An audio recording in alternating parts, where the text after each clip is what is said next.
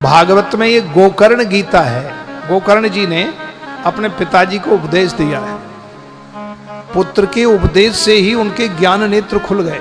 इतने बड़े ज्ञाता थे ब्राह्मण आत्मदेव, लेकिन आसक्ति के कारण सारा ज्ञान बह गया।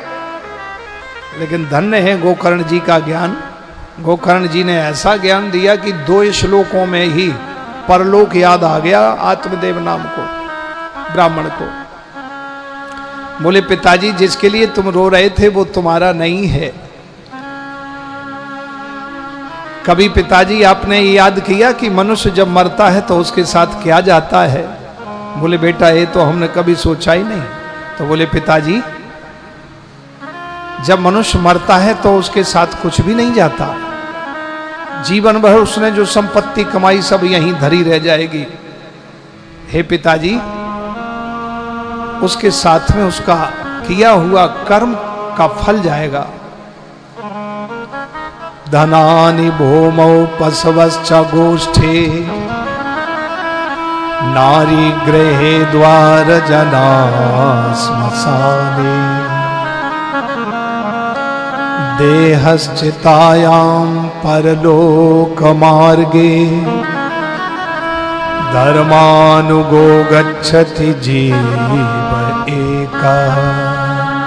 धर्मानुगो गच्छति जीव एका। हे पिताजी, मनुष्य जब मृत्यु को प्राप्त होता है तो धन उसका भूमि में गड़ा रहता है, लॉकर में रखा रहता है।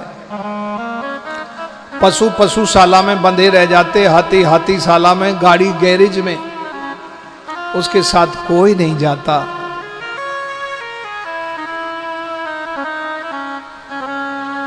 पत्नी दरवाजे की दहली पर खड़ी खड़ी रोती है, मेरा पति चला गया।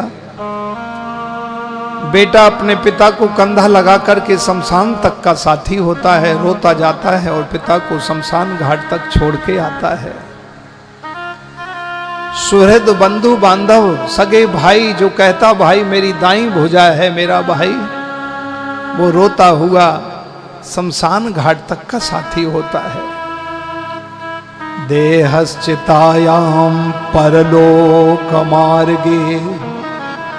हे पिताजी, परंतु उस मनुष्य के साथ में क्या जाता है, उस जीव के साथ में क्या जाता है?